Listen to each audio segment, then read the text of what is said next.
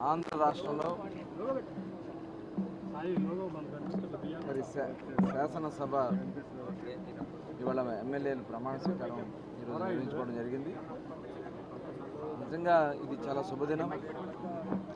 ఈ రాష్ట్రంలో ఇదే శాసనసభలో ముఖ్యమంత్రి జగన్మోహన్ రెడ్డి 151 మంది ఎమ్మెల్యేలు ఉన్నారని చెప్పి ముఖ్యమంత్రి దగ్గర నుంచి ఎమ్మెల్యేలు మంత్రులు అసలు ఇష్టారాజ్యంగా మాట్లాడటానికి కూడా ఇబ్బంది కలిగించే పదాలతో అన్పార్లమెంటరీ వర్డ్స్ కూడా ఉపయోగించి మరి ఈ అసెంబ్లీని అపహాస్యం చేశారు.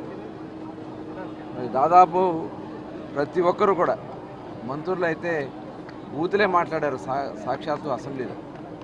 ఎంతో గౌరవప్రదంగా మరి అగౌరవపరిచినటువంటి పరిస్థితి చూసాం.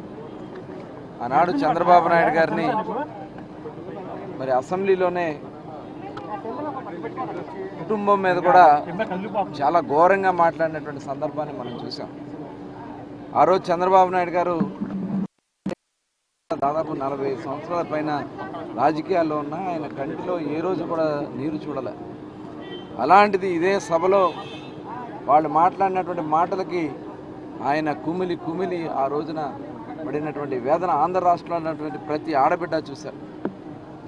ఆ రోజున బయటకు వచ్చి చెప్పినటువంటి మాట, తిరిగి మళ్ళీ నేను ముఖ్యమంత్రిగా ఈ సభలో అడుగు పెడతాను, అప్పటి వరకు అడుగు పెట్టనని చెప్పి శపథం తీసుకుని ఇవాళ చంద్రబాబు నాయుడు గారు రాష్ట్రంలో ప్రతి ఒక్కరు కూడా చైతన్యపరుచుకుని ఇవాళ భారతదేశ చరిత్రలో బహుశా ప్రపంచంలోనే కూడా ఏ రాజకీయ పార్టీ రానటువంటి మ్యాండేట్ని వాళ్ళ ఆంధ్ర రాష్ట్ర ప్రజలు 95% మ్యాండేట్ ఇచ్చి ఇవాళ 175 మంది శాసనసభ్యులకి 164 శాసనసభ్యులు గెలిపించుకుని 151 మంది ఎమ్మెల్యేలు ఉన్నటువంటి వైఎస్ఆర్ పార్టీకి కేవలం 11 స్థానాలకే పరిమితం చేశారంటే ఇది ఆంధ్ర రాష్ట్రంలో ఉన్నటువంటి ప్రతి ఒక్కరు ఇవాళ చంద్రబాబు నాయుడు గారు, పవన్ కళ్యాణ్ గారు, మోడీ గారి నాయకత్వంలో ఇటువంటి గౌరవంతో ఈరోజు చంద్రబాబు నాయుడు గారు అసెంబ్లీలోకి అడుగు పెట్టడం జరిగింది.